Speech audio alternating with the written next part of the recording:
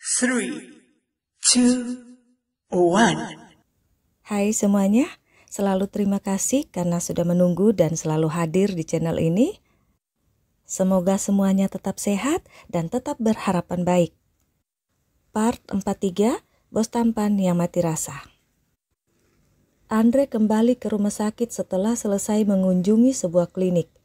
Dan dia merasa ada yang mengikutinya, tapi dia bersikap seolah-olah tidak mengetahuinya. Andre masuk ke rumah sakit dan langsung menangani pasien-pasiennya seperti biasanya. Setelah selesai, Andre ke room A5. Andre merasa ada sesuatu di ruangan itu. Dia memeriksa tapi tidak menemukan apapun yang lain atau hal-hal yang mencurigakan. Andre keluar dan menuju ke ruang CCTV rumah sakit memeriksa. Seperti apa yang dipikirkan oleh Andre, di layar monitor terlihat ada wanita yang berjalan dan masuk ke room A5, dan tidak lama kemudian wanita itu keluar. Andre tidak bisa mengenalinya karena wanita itu memakai topi, kacamata hitam, juga memakai masker. Andre mengcopy rekaman CCTV itu dan menyimpan di handphonenya. Apa dan siapa yang diincar orang itu? Aku? Atau Mas Bro? Atau orang lain? Atau ada sesuatu? Andre ingin menelpon Mark, tapi teringat sesuatu dan membatalkan niatnya. Sekarang dia perlu dan harus berhati-hati, termasuk pada Mark. Aku tak peduli apapun selain melindungi Alana dan Amara, batin Andre dan melangkah kembali ke ruang A5. Handphonenya berdering. Halo tante, sehat kan? Tanya Andre pada Mika yang menelpon. Iya dong, sangat sehat malah. Kalau aku sakit, hanya perlu melihat nak dokter, aku pasti langsung sembuh, kata Mika terkekeh. Kali ini Andre hanya diam tak menanggapi. Nak dokter, sekarang tante sangat rindu pada nak dokter, jadi nak dokter harus datang ke rumah ya.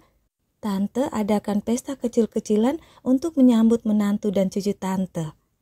Jadi, nak dokter ganteng harus datang ya, tante tunggu. Telepon ditutup.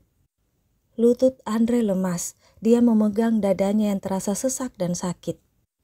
Nak, aku melakukan semua ini untuk Amara, tapi bukan untuk membuatmu jadi istri orang. Andre bersandar di dinding di dekatnya, matanya berkaca-kaca, hatinya hancur. Mark dan 4 sahabatnya itu sibuk.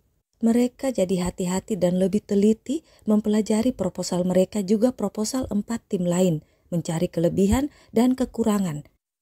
Mereka meninjau sesuai laporan dari tim yang sudah mengikuti presentasi sebelumnya. Mereka lembur berhari-hari, begitu juga dengan Alana dan timnya.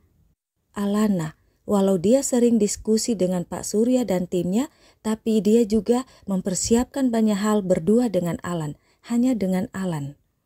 Alan sempat khawatir dan dilema setelah tahu salah satu kandidat adalah Dirgantara Company, perusahaan tempat dia bekerja. Tapi Alan memilih untuk membantu Alana karena di perusahaan dia ada di bagian IT. Tidak ada sangkutan dengan proyek perusahaan itu, apalagi dia sama sekali tidak pernah melihat proposal itu.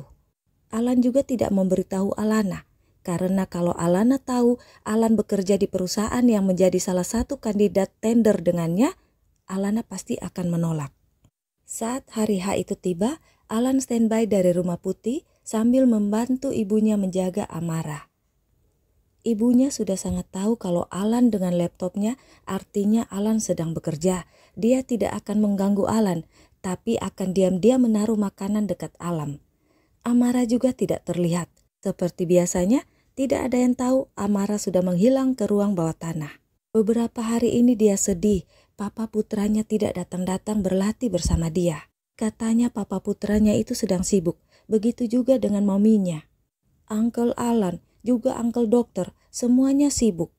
Orang-orang dewasa sibuk terus, dia merasa sedih, dia merasa sendiri. Di Amerika dia selalu sendiri, di sini juga begitu. Amara berteriak-teriak menyanyi ataupun latihan bela diri. Tidak ada yang mendengarnya. Iklan lewat dulu ya, nyesak soalnya aku mau minum. Alana tidak mau buang-buang waktu basa-basi dengan tim-tim lain. Itu sebabnya Alana tiba di tempat saat acara akan dimulai. Tinggal 10 menit lagi. Ini penawaran akhir dan final. Jadi ada kemungkinan besar ayahnya Amara itu akan hadir. Dan dia juga tidak mau bertemu dengan Lara yang ngaku-ngaku sebagai ratu itu. Tempat breakfast biasanya mereka berkumpul sudah kosong. Berarti semua orang sudah ke tempat di lantai atas. Alana masuk lift. 10 menit waktunya itu sudah sangat lebih dari cukup. Tapi liftnya tiba-tiba macet, tidak bergerak saat Alana ada di dalamnya di antara lantai 8 dan 9. Dia menekan tombol darurat, tidak ada respon. Handphonenya pun tidak ada signal. Tapi untungnya Alan bisa mendeteksi dari pelacak yang diam-diam dipasang Alan di handphone adiknya itu. Alan memilih menghubungi si pengacara, si Mark, yang pasti lebih banyak koneksi dan bisa lebih banyak membantu daripada Andre yang dokter. Tapi handphone Mark tidak aktif, jadi Alan menelpon Andre. Hampir 1 jam baru Alana terbebas dari lift macet itu. Alana keluar dari lift dengan baju yang sudah lusuh, rambut yang sudah basah keringat. Belajar dari pengalaman pertamanya saat bajunya kena tumpahan kopi, Alana membawa baju cadangan. Dengan cepat Alana mengganti bajunya, tapi rambutnya yang sangat lepek gak bisa diapa-apain lagi selain dikuncir ekor kuda. Dia juga sudah tidak sempat untuk berdandan lagi. Untuk menutupi matanya yang agak sembab, dia memakai kacamata bacanya. Dan dia masuk ruang presentasi. Sudah sangat telat. Semua mata menatapnya, tapi tak ada yang mengenalinya kecuali timnya. "Maaf saya terlambat," kata Alana menundukkan kepala lalu duduk dengan timnya. Dari tempatnya, Lara tersenyum pongah. Giliran Alana dan timnya sudah sangat terlewati. Jadi otomatis si Putri tidak punya lagi kesempatan untuk menang. Saingannya sekarang hanya Dirgantara Company. Tapi dia tidak melihat laki-laki yang dicintainya itu. Dia hanya melihat 2 orang sahabatnya, Steve dan Clay. Tapi dia sangat yakin si bos Mark itu memantau dari ruangannya. Dia sangat tahu dan mengenal kebiasaan Mark. Lara tersenyum lebar saat melihat Alana ditegur panitia. "Anda terlambat dan sangat mengganggu presentasi yang sedang berlangsung. Silakan Anda dan tim Anda keluar dari ruangan ini. Anda sudah melewatkan kesempatan dan melanggar aturan yang sudah disepakati," kata ketua penyelenggara. Alana berdiri. "Saya telat. Saya juga minta maaf mengganggu, tapi keterlambatan saya bukan disengaja. Lift yang saya naiki mengalami gangguan teknis, tapi saya sangat yakin ini ulah orang lain untuk membuat saya dan tim saya gugur dan kalah di proyek ini. Saya kalah? Tidak apa-apa, tapi saya tidak suka caranya. Kalau penyelenggara mendiskualifikasi perusahaan kami, itu sama saja penyelenggara bersekongkol dengan orang itu. Atau mungkin penyelenggara lah yang sengaja membuat liftnya macet saat saya ada di dalamnya," kata Alana menatap satu persatu semua orang yang ada di ruangan itu. Situasi jadi gaduh, pro dan kontra. "Anda jangan sembarang menuduh, hanya ada 1 lift yang khusus dipersiapkan untuk ke tempat ini. Kami semua menggunakan lift yang sama dan itu lancar-lancar saja," kata ketua penyelenggara yang diikuti anggukan setuju dari tim lain. "Justru itu, hanya 1 lift dan lift itu macet saat saya di dalamnya," kata Alana. "Anda punya bukti?" tanya beberapa orang lain. Alana mengutak-atik handphonenya dan di layar besar di ruangan itu berganti video dari saat Alana masuk lift, terjebak di dalamnya sampai tim evakuasi membebaskannya. Ruangan itu kembali gaduh, semua gaduh. "Bro, itu orang di video, itu si Dedemit," teriak Steve spontan. "Iya, bener, itu si macan WNA, itu dia," kata Clay. 2 orang itu langsung menatap pada Alana yang ada di seberang meja mereka. Mereka bisa mengenali penampilan Alana saat di lift. Tapi yang ada di ruangan di depan mereka itu berbeda. Tapi mereka berdua sangat yakin itu si macan Dedemit WNA yang mereka lihat di bandara. Dim yang memantau di laptop dari ruangannya juga terkejut. Dia langsung mengetik di pesan grup. "Itu benar, dia wanita yang kita lihat di bandara," tulis Dim. Steve dan Clay juga menanggapi. Obrolan itu menjadi ramai dan tak beraturan, padahal mereka hanya berempat di grup itu. "Kalian curang, aku yang duluan melihatnya, dia milikku," balas Dio. Dio tidak ikut di presentasi karena dia ada pertemuan dengan staf di perusahaannya yang merupakan salah satu anak perusahaan dari Dirgantara Company. Mereka berempat saling menimpali di pesan grup itu. Hanya Mark yang tidak aktif karena handphonenya dimatikan, tapi dia fokus pada layar di ruang kerjanya. Ketika melihat video saat Alana masuk lift, Mark langsung mengenalinya. Mark ingat Andre pernah bilang Andre punya 2 sahabat yang bekerja di bidang yang sama dengan Mark. 2 sahabat Andre, 1 perempuan dan 1 laki-laki. Yang perempuan pasti Alana. 2 sahabatnya itu ahli, itu kata Andre. Tapi Mark belum melihat keahlian yang dikatakan Andre itu. Mark diam memantau. Kembali ke ruang presentasi. Ini bukti yang kalian minta, jadi tidak adil kalau tim kami didis dari proyek ini. Kejadian lift macet ini harusnya jadi tanggung jawab penyelenggara dan perusahaan yang mengadakan tender. Karena harus menjamin keamanan setiap peserta tender. Hampir sejam saya terperangkap dalam lift. Bagusnya saya sehat, tidak mengidap penyakit yang bisa meninggal dalam situasi ini. Saya terperangkap yang bukan keinginan saya dan tim kami didis. Tapi saya sebagai ketua tim memaklumi gangguan yang terjadi. Karena semua orang harus lebih lama di ruangan ini. Karena harus tetap mendengarkan presentasi dari tim kami.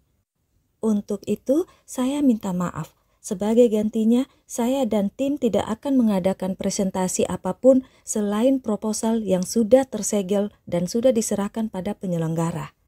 Sesuai aturan, proposal itu merupakan penentu akhir siapa pemenang tender ini. Dan kalau tim kami yang menang, barulah tim kami akan menjelaskan penawaran kami itu. Jadi tidak perlu membuang-buang waktu lagi.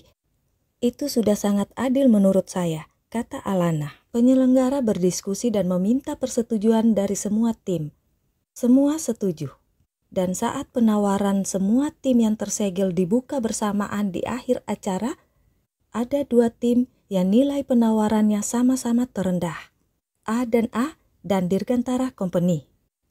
Setelah diundi, Dirgantara Company lah yang tampil lebih dulu menjelaskan penawaran mereka. Setelah itu, baru A dan A. Walau Alana baru mendengar penjelasan penawaran dari Dirgantara Company barusan, tapi Alana sudah menyimpan poin-poin penting di kepalanya. Dan seperti pada presentasi sebelum-sebelumnya, Alana fokus menjelaskan kelebihan dan kekurangan proposal tim mereka, juga kekurangan dan kelebihan proposal dari Dirgantara Company. Penjelasan Alana yang detail dan terinci membuat semua orang langsung bisa melihat perbedaan kedua proposal itu dengan jelas, walau nilai nominal penawarannya sama. Tim Alana menang tanpa bisa diganggu-gugat lagi. Perusahaan A dan A pemenang tender. Dan orang yang paling bersorak dengan suara yang paling kencang adalah Pak Suryo. Steve dan Clay duduk beku di tempatnya, tak berniat untuk kenalan lagi dengan si dedemit macan WNA itu walau mereka sudah dalam satu ruangan sekarang. Dio juga hanya bisa diam saat membaca pesan grup. Dan Dim di ruangannya menutup laptopnya dengan lemas. Kerja keras mereka selama berbulan-bulan dan lembur beberapa hari terakhir ini dibantai si dedemit dengan teliti dan mudah. Sementara Mark hanya bisa menarik napas, menatap layar TV besarnya yang berhenti pada gambar Alana saat membawakan proposal tadi. Mark mengakui apa yang dikatakan Andre. Dia ahli, ibu anaknya itu ahli. Dia pintar. Mark lalu menelpon seseorang dan memberi perintah untuk menyelidiki lift yang macet. Dan dari ruangan lainnya, papanya Mark, Om Julio, mengangguk-ngangguk menatap layar laptopnya. Bravo again girl, kita akan segera bertemu, kata Om Julio bertepuk tangan. Dan di Rumah Putih, Alan tersenyum dan menutup laptopnya. Dia berdiri lalu mencari Amara yang kata ibunya sudah menghilang berjam-jam. I just can't live without you, and I want you to know I need you like I've never needed anymore before. I live my life